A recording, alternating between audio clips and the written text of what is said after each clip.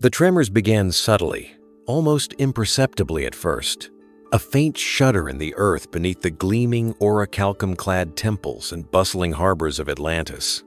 For generations, the island continent had stood as a beacon of unparalleled advancement, a jewel of civilization set in the vast uncharted waters beyond the Pillars of Hercules.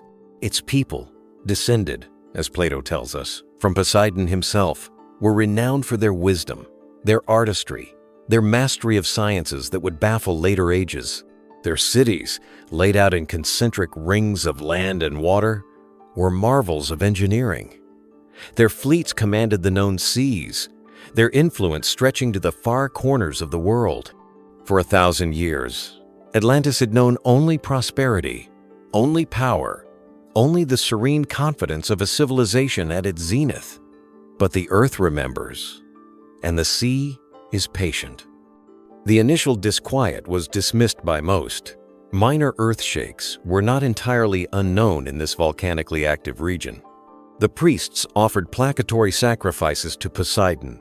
The engineers checked the great seawalls and canal systems, and life, for a time, returned to its vibrant, ordered rhythm. Yet, within the hallowed halls of the great library, in the quiet scriptoriums where the accumulated knowledge of Atlantis was painstakingly recorded onto tablets of clay, obsidian, and beaten gold, a different mood prevailed. Here, among the scribes, the keepers of history, the interpreters of celestial movements, the guardians of Atlantean lore, a deeper, more unsettling understanding was taking root. Our cold case file opens not with a sudden crime, but with a creeping, ancient dread. The mystery isn't a single event, but the slow, dawning realization within Atlantis's intellectual heart that their world, their very existence, was balanced on a knife's edge. For months, perhaps even years, the elder scribes, men and women whose lineage traced back to the first chroniclers of the island, had been noting anomalies. The tides were behaving erratically. Strange, deep-sea creatures, never before seen, were washing ashore.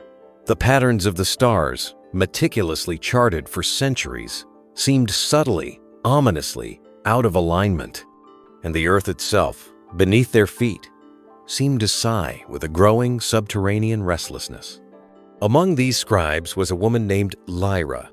Her official title was Keeper of the Celestial Tablets, but her true passion lay in the oldest, most fragmented records, whispers of even more ancient cataclysms, of worlds before Atlantis, of cycles of destruction and renewal. She was young for her esteemed position, her eyes holding a keen intelligence that missed little and a melancholy that seemed to anticipate sorrow. Lyra, more than most, began to piece together the unsettling portents. The tremors were not isolated incidents. They were increasing in frequency and intensity. The strange animal behaviors mirrored accounts from ancient texts describing the prelude to great earth changes. The celestial misalignments, when cross-referenced with forgotten astronomical calculations, pointed towards a period of immense cosmic instability, one that had, in ages past, coincided with devastating geological upheavals. The key figures in our ancient mystery are these scribes, particularly Lyra and the ruling council of Atlantis, including its aging king Atlas, a direct descendant of Poseidon, wise, but perhaps grown complacent in his island's long peace. Lyra, armed with her meticulous research and a growing sense of foreboding, presented her findings to the Council of Elders. She spoke of cyclical cataclysms, of the Earth's deep, fiery breaths, of the possibility that Atlantis, for all its power and sophistication, might be vulnerable. Her forensic observations were based on the subtle clues the natural world and their own ancient records were providing. The council listened, their faces impassive masks of Bronze Age authority. Some dismissed her concerns as youthful alarmism, the fanciful interpretations of obscure texts. Atlantis was eternal, they argued, protected by Poseidon himself. Its foundations were unshakable. But King Atlas, older, perhaps wiser, or simply more attuned to the whispers of his divine ancestor, saw the truth in Lyra's troubled eyes. He had felt the tremors too, a disquiet that went deeper than the mere shaking of the earth. The stakes were unimaginable. The potential annihilation of their entire civilization, the loss of millennia of accumulated knowledge, art, and wisdom. The decision to act, however, was not one of immediate public alarm. Panic could unravel their ordered society faster than any earthquake. Instead, King Atlas, in consultation with Lyra and the most trusted elder scribes, made a secret, desperate decree. If Atlantis was indeed doomed, if the portents were true, then its most precious legacy, its knowledge, must somehow survive. A clandestine project was initiated, an investigation into the very means of preservation against an unthinkable end. Its purpose: to select, transcribe, and safeguard the most vital records, the core wisdom of their civilization, and to find a way to send it forth, a message in a bottle to future ages, a testament that Atlantis had indeed existed. The initial steps of this desperate plan involved the scribes working in hidden chambers deep beneath the great library, their torches burning late into the night. They pored over ancient star charts, engineering schematics, philosophical treatises, historical chronicles, and sacred texts. The task was monumental: to condense the essence of a world onto a medium that might survive both the cataclysm and the long ages of water and time. Clay tablets were too fragile. Papyrus would dissolve. Gold was too scarce for such a vast undertaking. Lyra, drawing on her knowledge of ancient material sciences, proposed the use of obsidian, volcanic glass, incredibly hard, resistant to corrosion, capable of holding in size script for millennia. But carving into obsidian was painstaking, slow work, and time they increasingly feared was running out. A further deepening of the mystery, a puzzling clue that hinted at the scale of their foreknowledge and the desperation of their efforts, came from the royal shipwrights. Under secret orders from King Atlas, they began to construct a small flotilla of unusual vessels, not the mighty warships or broad-beamed merchant galleys of the Atlantean fleet, but smaller, incredibly sturdy, deep-keeled ships built for resilience rather than speed or cargo capacity. Their hulls were reinforced, their masts designed to be easily lowered, their internal compartments sealed against water. Were these escape vessels? Or something more? Arks, perhaps, designed not just to carry people, but a precious cargo of knowledge? The scribes toiled, their fingers raw, their eyes strained. Lyra herself oversaw the most critical transcriptions, her own hand carving the intricate symbols of their advanced language onto polished black obsidian tablets. They developed a highly condensed, coded version of their script designed to pack as much information as possible into the smallest space, a language that would be an enigma to any who found it without a key. The very act of creating this coded script was a gamble, a hope that some future intelligence, centuries or millennia hence, might possess the wit to decipher it. What ancient lore, what forgotten science, what divine warnings were they so desperate to preserve? The tremors grew more frequent.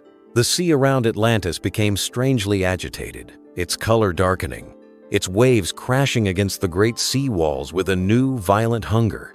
The priests redoubled their sacrifices, their chants growing more frantic. But the unease among the populace was palpable. Whispers of the scribes' secret project, of the strange ships being built in hidden coves, began to circulate, fueling an undercurrent of fear.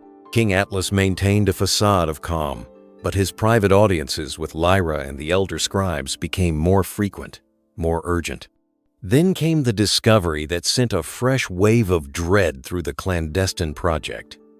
One of the deep-sea fishing crews, venturing further than usual, returned with tales of vast, smoking fissures opening on the ocean floor miles from Atlantis, spewing heated water and sulfurous gases. The seabed itself was shifting. This was no longer just a matter of tremors. The very foundations of their world were becoming unstable. Lyra, Cross-referencing this with ancient geological records, realized the horrifying truth. A massive submarine volcanic caldera, long dormant, was awakening directly beneath or perilously close to their island continent. The why of their impending doom was becoming terrifyingly clear. The initial attempts to understand and prepare for the crisis had revealed a threat far greater, far more immediate than even Lyra had first feared.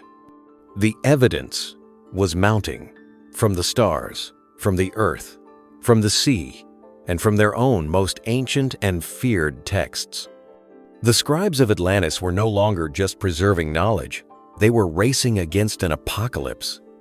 The obsidian tablets they carved were not just records, they were a desperate, final message from a civilization on the verge of being swallowed by the waves. The question was no longer if Atlantis would fall, but when, and whether any fragment of its incredible legacy, any echo of its existence, could possibly survive the coming deluge. The weight of this knowledge, the burden of this secret mission, pressed down upon Lyra and her fellow scribes as the final terrible days of Atlantis drew inexorably closer. The final weeks in Atlantis were a period of feverish, clandestine activity, a desperate race against a doom that felt increasingly palpable. Within the shielded scriptoriums beneath the Great Library, Lyra and the remaining elder scribes worked with a focused intensity born of dwindling hope. Sleep became a luxury, meals a hurried afterthought. Their world was the dim glow of oil lamps, the sharp scent of ozone from nearby orichalcum power conduits, the rhythmic tap-tap-tap of styluses on obsidian, and the ever-present, low thrum of the earth beneath them, a constant, unsettling reminder of the forces stirring in the deep. The intensive efforts were not just physical, but intellectual and emotional. As they grappled with the monumental task of selecting which fragments of their vast civilization's knowledge were most vital to preserve. What song, what scientific formula, what philosophical insight, what historical truth would be their final testament to a world that might never know they had existed. The deepening crisis manifested in increasingly overt ways. The tremors were no longer subtle. They were sharp, jarring jolts that sent scrolls tumbling from shelves and caused fine cracks to appear in the mosaic floors of the palace above. The sea, once a source of Atlantean bounty and power, became a menacing entity. Rogue waves, of a size never before witnessed, would sometimes crash over the outer seawalls, sending torrents of salt water into the lower city districts. The air itself grew heavy, charged with an unfamiliar tension, and the sky, even on clear days, seemed to hold a strange, lurid tint around the horizon, particularly in the direction of the now confirmed awakening submarine caldera. The populace grew restive, their unease verging on panic. King Atlas and the Council of Elders made public pronouncements of reassurance, blaming the phenomena on temporary disruptions in Poseidon's favor and ordering more elaborate, costly sacrifices at the great temples. But the scribes knew better. Their investigation into the ancient texts, cross-referenced with the increasingly alarming geological data relayed by trusted mariners and coastal observers, painted an undeniable picture of impending, catastrophic collapse. The environmental and magical forensics of their situation became Lyra's obsession. She delved into the most obscure and forbidden texts, seeking any account, any ritual, any forgotten piece of Atlantean lore that might offer a way to mitigate the disaster, or at least buy them more time. Were there ancient wards, powerful enchantments woven by the first priest-kings that could calm the fury of the earth and sea? Could the vast orichalcum power grid that illuminated their cities and powered their mysterious devices be repurposed, its energy somehow directed to stabilize the fracturing seabed?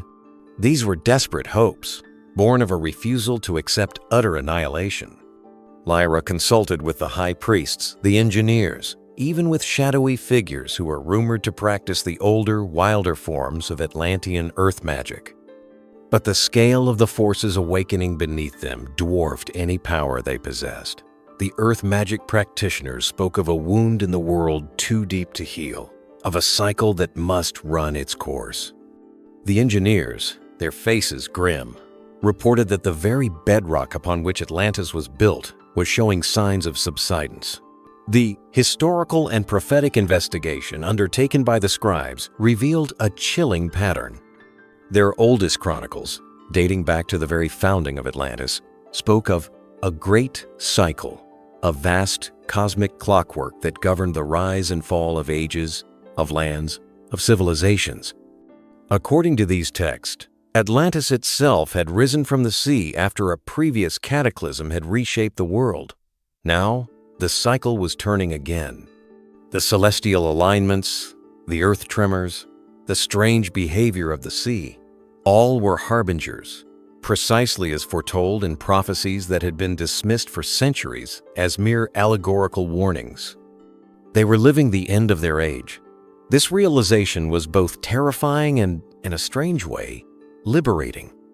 It freed them from the illusion of control, focusing their efforts entirely on the one thing they might still influence, the preservation of a message.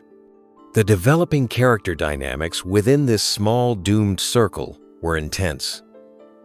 Some scribes despaired, their hands faltering over the obsidian tablets.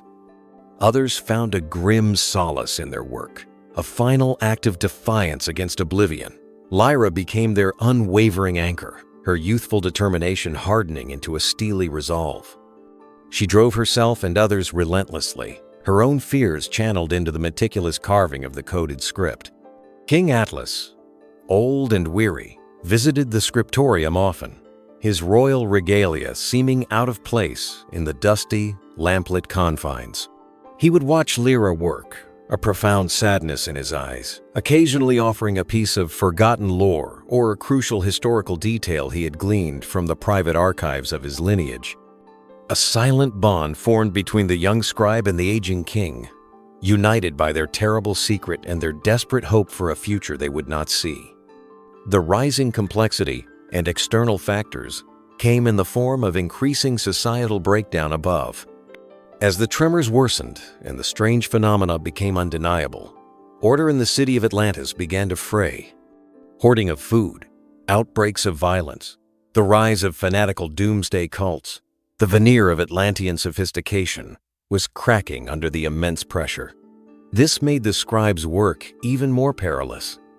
They had to maintain absolute secrecy, lest their precious tablets and the escape vessels be seized by panicked mobs or opportunistic warlords seeking their own salvation. The royal guard around the great library was tripled, and the hidden entrances to the scriptorium known only to a trusted few. One ominous portent was the final, chilling report from a reconnaissance ship sent to investigate the area of the submarine caldera. The ship never returned. Days later, pieces of its distinctive orichalcum-sheathed hull washed ashore, charred and twisted as if by an unimaginable heat and force. The sea in that region was described by passing merchant ships as boiling, the sky above it perpetually black with smoke and ash. The caldera was not just awakening, it was preparing for a colossal eruption. The breakthrough for the scribes was not a way to save Atlantis, but a refinement of their preservation strategy. Lyra, realizing they could not save all their knowledge, focused on encoding what she termed the seed of worlds, core principles of their science, their philosophy, their understanding of cosmic cycles, and a star map that, she hoped, would one day lead discoverers back to the approximate location of their lost home, or at least point to other civilizations they had known or influenced. She also insisted on including a personal plea, a message across time, speaking of their love for their world and their desperate hope that their memory would not be utterly extinguished. The coded script became more than just data. It became a lament, a warning, and a testament. The major setback came when a particularly violent earthquake caused a partial collapse in one of the older sections of the scriptorium.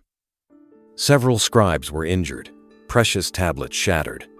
Panic rippled through their ranks. For a moment, It seemed their entire effort might be in vain. But Lyra, her face smudged with dust, her hands bleeding, rallied them. "We do not have the luxury of despair," she cried, her voice ringing with an authority beyond her years. "Every symbol we carve is a defiance of the waves. Every tablet we complete is a seed cast into the future." Her courage rekindled their own. The true depth of the mystery facing any future discoverers of their legacy became apparent as Lyra finalized the encoding key. It was not a simple cipher. It was interwoven with complex astronomical calculations, musical harmonies, and philosophical paradoxes unique to Atlantean thought. A puzzle designed to be solved only by a civilization that had reached a comparable level of intellectual and perhaps even spiritual development. It was a message intended not for the primitive ages that would likely immediately follow their demise, but for a distant future, a future that might, just might, understand. As the final tablets were being completed, the earth groaned almost continuously. The sky to the east was a permanent, angry red. The special ships, loaded with the obsidian tablets sealed in watertight orichalcum chests, were moved to a hidden sea cave, ready for departure at a moment's notice. King Atlas selected a small, trusted group of mariners and scribes, Lyra among them, to undertake this desperate voyage into the unknown. Their mission, to sail in different directions, to seek out remote, geologically stable lands, and to bury the tablets where they might one day be found. Most knew it was a suicide mission. The chances of surviving the cataclysm at sea, let alone finding safe harbor and ensuring the tablets' long-term survival, were infinitesimally small. The end came with terrifying swiftness. A colossal tremor, greater than any before, ripped through Atlantis. The ground buckled, buildings collapsed, and the sea walls, those proud symbols of Atlantean engineering, shattered like glass. A monstrous wave born from the collapsing caldera rose on the horizon, a towering wall of black water rushing towards the doomed island. There was no time for farewells, no time for last rites. Lyra and her small band scrambled aboard their designated ship, the Starseeker, its reinforced hull groaning as the sea cave around them began to collapse. As they fought their way out into the churning, ash-choked waters, Lyra looked back one last time. Through the smoke and the spray, she saw the magnificent city of Atlantis, her home, her world, beginning its final, terrible descent into the raging ocean.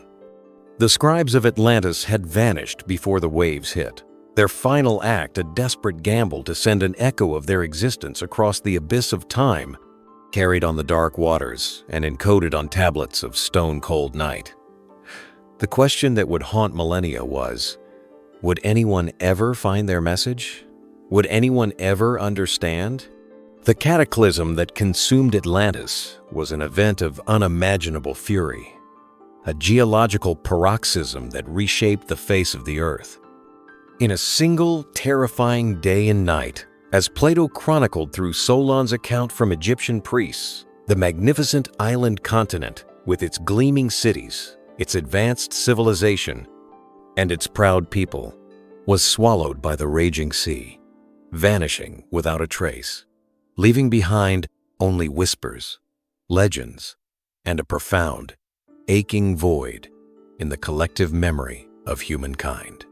For Lyra and the handful of scribes aboard the Starseeker, and the few other small, specially constructed vessels that managed to claw their way out of the collapsing harbors, the sight was one of ultimate, heartbreaking desolation. They were adrift in a world gone mad, the sea a churning cauldron of debris, ash, and the drowned remnants of their entire civilization. Their turning point was not a single confrontation, but this brutal, absolute severance from everything they had ever known. Their immediate struggle was for survival against the elements. The Starseeker, though built for resilience, was tossed about like a child's toy by mountainous waves and hurricane, force winds generated by the collapsing caldera and the subsequent tsunamis. For days, they sailed through a world cloaked in volcanic ash, the sun a dim, blood-red disk, in a perpetually twilight sky. Many of the other small ships, glimpsed fleetingly through the chaos, were undoubtedly lost, succumbing to the fury of the ocean. But Lyra's vessel, guided by her knowledge of ancient sea currents, knowledge painstakingly inscribed on one of the obsidian tablets she now guarded with her life, and the desperate skill of her mariners, somehow endured. The climax of their immediate journey was not a battle, but a landfall. After weeks adrift, battered, starving, their fresh water nearly exhausted, they sighted land, a rugged, unfamiliar coastline on the very edge of the known world, far to the east, a place untouched by the devastation that had consumed their home. It was a primitive, sparsely inhabited shore, but it was land. It was survival. The outcome for this small band was a bittersweet one. They had survived the cataclysm, a handful of souls carrying the weight of an entire lost world. Their primary mission now was the preservation of the obsidian tablets. Lyra, guided by the star charts they had saved and her understanding of geological stability, led a small party inland, seeking a secure, hidden location. They found a deep, dry cave system within a range of ancient, weathered mountains. Here, with solemn ritual, they interred the orichalcum chests containing the coded wisdom of Atlantis, sealing the cave entrance, marking it only with subtle symbols that would be meaningless to the uninitiated, but which, they prayed, might one day be recognized by those who knew how to look. Their task, the desperate mission assigned by King Atlas, was complete. The fate of Lyra and her fellow survivors in this new, primitive land is lost to direct historical record, absorbed into the unwritten annals of prehistory. Did they integrate with local tribes, their advanced knowledge slowly diluting and transforming into local myths and legends of sea-born gods or wise ancestors? Did they attempt to rebuild a pale reflection of Atlantean society only to eventually fade away, their numbers too few, their environment too harsh? Or did some of them, driven by an unquenchable hope, attempt to journey further, seeking other remnants of their scattered people or new lands where their knowledge might take root? These questions remain part of the enduring enigma of Atlantis. The revelation and resolution of the Atlantis myth, in the context of our modern investigation, is not the discovery of a sunken city in a specific location, for that remains elusive and highly debated. Rather, it is the understanding that Atlantis, as described by Plato, may be a powerful allegorical tale, a philosophical construct, or a composite memory of various real, smaller-scale Bronze Age catastrophes, such as the Minoan eruption of Thera that devastated Cretan civilization. The truth unveiled is that the story of Atlantis speaks to a profound human understanding of the fragility of civilization, the cyclical nature of creation and destruction, and the enduring hope for knowledge and wisdom to survive even the greatest of disasters. The Scribes of Atlantis, and their desperate mission to preserve knowledge as we've narrated it, becomes a potent symbol within this interpretation. Whether literal or metaphorical, it represents humanity's innate drive to record, to understand, to pass on its learning against the forces of chaos and forgetfulness. The coded tablet that resurfaces millennia later, whether a literal archaeological find like the Antikythera mechanism, an undeciphered script like Linear A, or even Plato's dialogues themselves, serves as the chilling discovery that reopens the case, forcing us to confront the possibility of advanced ancient knowledge and lost histories.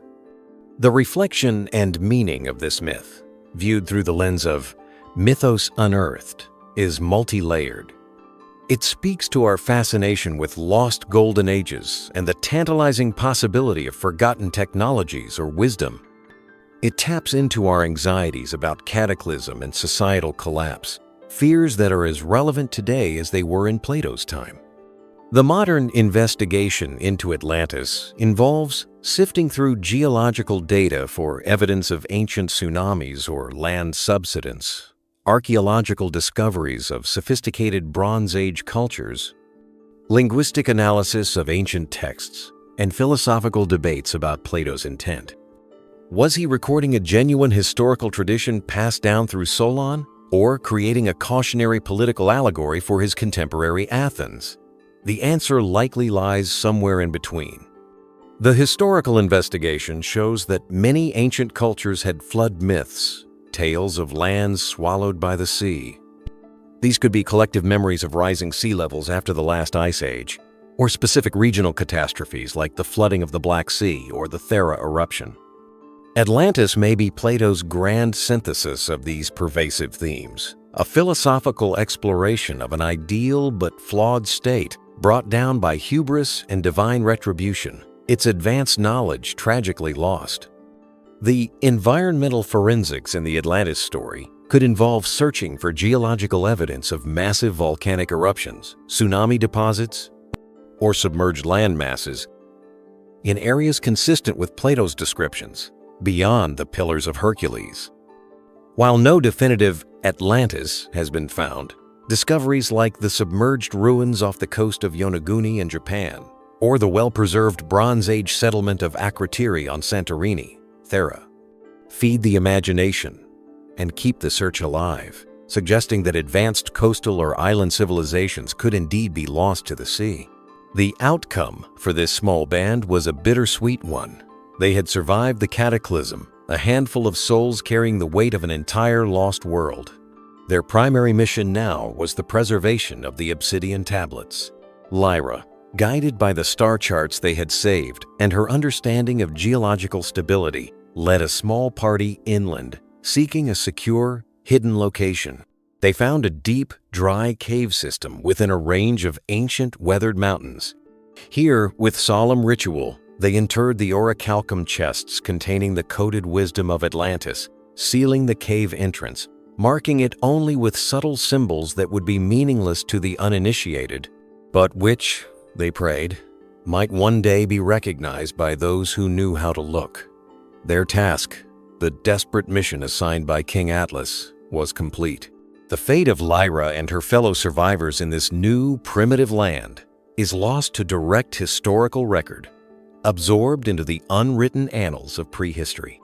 Did they integrate with local tribes, their advanced knowledge slowly diluting and transforming into local myths and legends of sea-born gods or wise ancestors? Did they attempt to rebuild a pale reflection of Atlantean society, only to eventually fade away, their numbers too few, their environment too harsh? Or did some of them, driven by an unquenchable hope, attempt to journey further, seeking other remnants of their scattered people, or new lands where their knowledge might take root? These questions remain part of the enduring enigma of Atlantis. The revelation and resolution of the Atlantis myth, in the context of our modern investigation, is not the discovery of a sunken city in a specific location, for that remains elusive and highly debated. Rather, it is the understanding that Atlantis, as described by Plato, may be a powerful allegorical tale, a philosophical construct, or a composite memory of various real, smaller-scale Bronze Age catastrophes, such as the Minoan eruption of Thera that devastated Cretan civilization. The truth unveiled is that the story of Atlantis speaks to a profound human understanding of the fragility of civilization, the cyclical nature of creation and destruction, and the enduring hope for knowledge and wisdom to survive even the greatest of disasters. The Scribes of Atlantis and their desperate mission to preserve knowledge, as we've narrated it, becomes a potent symbol within this interpretation. Whether literal or metaphorical, it represents humanity's innate drive to record, to understand, to pass on its learning against the forces of chaos and forgetfulness. The coded tablet that resurfaces millennia later, whether a literal archaeological find like the Antikythera mechanism, an undeciphered script like Linear A, or even Plato's dialogues themselves, serves as the chilling discovery that reopens the case, forcing us to confront the possibility of advanced ancient knowledge and lost histories. The reflection and meaning of this myth, viewed through the lens of Mythos Unearthed, is multi-layered. It speaks to our fascination with lost golden ages and the tantalizing possibility of forgotten technologies or wisdom. It taps into our anxieties about cataclysm and societal collapse, fears that are as relevant today as they were in Plato's time.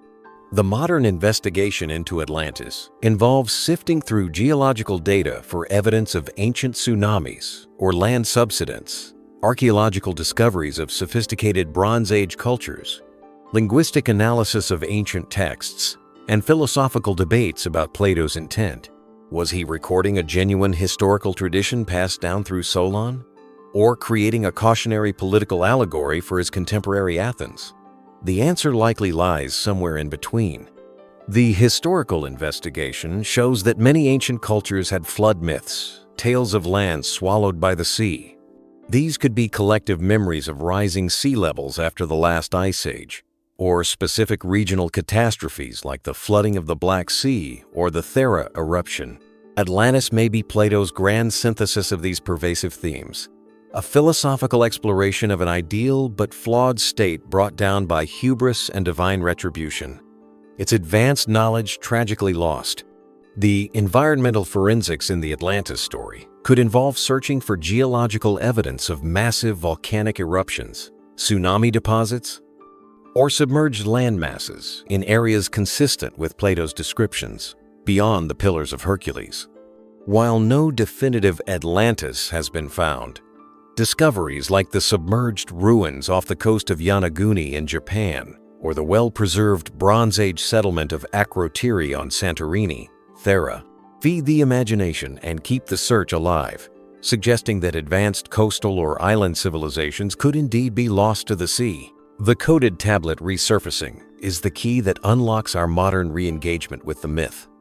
It represents any piece of evidence, an artifact, a text, a new scientific understanding that forces us to look again at the old stories and ask new questions. It's the Dead Sea Scrolls, revealing a different facet of religious history. It's Göbekli Tepe, pushing back the timeline of complex societal organization. It's the Antikythera mechanism, hinting at lost technological sophistication. The enduring message of the Scribes of Atlantis vanished before the waves hit. Millennia later, a coded tablet resurfaces, is one of both profound loss and tenacious hope. It reminds us that civilizations, no matter how advanced, are not immune to the forces of nature or the flaws within themselves. But it also speaks to the incredible human drive to preserve knowledge, to leave a legacy, to send a message across the vastness of time, hoping that future generations will find it, decipher it, and perhaps learn from it. The search for Atlantis, in many ways, is a search for ourselves, for a deeper understanding of our past, our potential, and our own vulnerabilities in the face of a powerful, ever-changing world.